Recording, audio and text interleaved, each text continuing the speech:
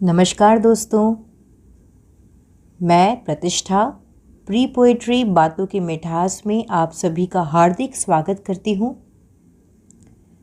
दोस्तों, उम्मीद करती हूँ कि आप सभी स्वस्थ होंगे और अपने जीवन में मस्त होंगे। अब ज़रा इन बच्चों पर भी नज़र डाल ली जाए जो बेचारे स्वस्थ तो हैं, लेकिन जो भी उनके जीवन में हालात हैं उसमें मस्त रहने की कोशिश अवश्य करते हैं। ये वो गरीब बच्चे हैं जो अपना पेट पालने के लिए, अपने परिवार का पेट पालने के लिए रात दिन मेहनत करते हैं। इनका जीवन भी बच्चों की तरह ही है, आम बच्चों की तरह। खेलने कूदने की उम्र में ये बेचारे दुनिया के न जाने कितने काम करते हैं। तो उन्हीं के ऊपर मेरी यह कविता है। इस कविता में मैंने कोशिश की है कि मैं उन बच्चों के दिल की बात इस कविता के ज़रिए आप सभी के समक्ष उजागर कर पाऊँ। तो यही मेरी कोशिश है इस कविता में। उम्मीद करती हूँ कि आप इन बच्चों के दिल का हाल मेरी कविता के ज़रिए सुनेंगे। दोस्तों, एक बार फिर से निवेदन है कि कविता को शुरुआत से लेके अंत तक ज़रूर सुनिएगा। शायद आपके दिलों को छू जाए, और चैनल को सब्सक्राइब अवश्य कीजिएगा। तो चलती हूँ मैं अपनी कविता की ओर।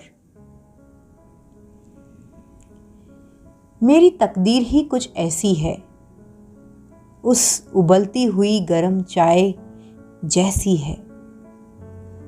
हाथों से अपने जिसे मैं उन च्यासों को देता हूँ, पढ़ने की उम्र में उन झूठे कांच के प्यालों से पैसे कमाता हूँ। मेरी तकदीर ही कुछ ऐसी है, उन कीचड़ और मिट्टी में सने जूतों जैसी है। हाथों से जिन्हें मैं बूट पॉलिश से चमकाता हूँ, खेलने की उम्र में मैं लोगों के जूते घिस घिस के दोपहर की रोटी लाता हूँ। मेरी तकदीर ही कुछ ऐसी है, उन धूल लगी तमाम गाड़ियों जैसी है। हाथों से जिन्हें मैं हर मौसम में धोता हूँ। शरारतें करने की उम्र में मैं लोगों की गाड़ियाँ चमकाता हूँ। मेरी तकदीर ही कुछ ऐसी है, उन फटे पुराने कपड़ों जैसी है, जिन्हें पहन के ट्रैफिक सिग्नल पर भाग भाग कर पसीना बहाकर मालिक का सामान बेचता हूँ। कभी मालिक का तो कभी समाज का तिरस्कार सहता हूँ। मेरी तकदीर ही कुछ ऐसी है। ख्वाहिशें मेरी भी आप जैसी ही हैं।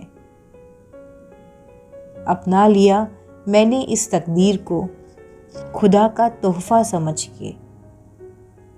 फिर भी उम्मीद करता हूँ आज भी इस जिंदगी से। फिर भी करता हूँ उम्मीदें आज भी इस जिंदगी से। गरीब हूँ पर पसीना बहाता हूँ। मैं भी एक बच्चा हूँ, इस देश का भविष्य हूँ। मैं भी एक बच्चा हूँ, इस देश का भविष्य हूँ। पर अफसोस मेरी तकदीर ही कुछ ऐसी है। मेरी तकदीर ही कुछ ऐसी है, उस उबलती हुई गरम चाय जैसी है।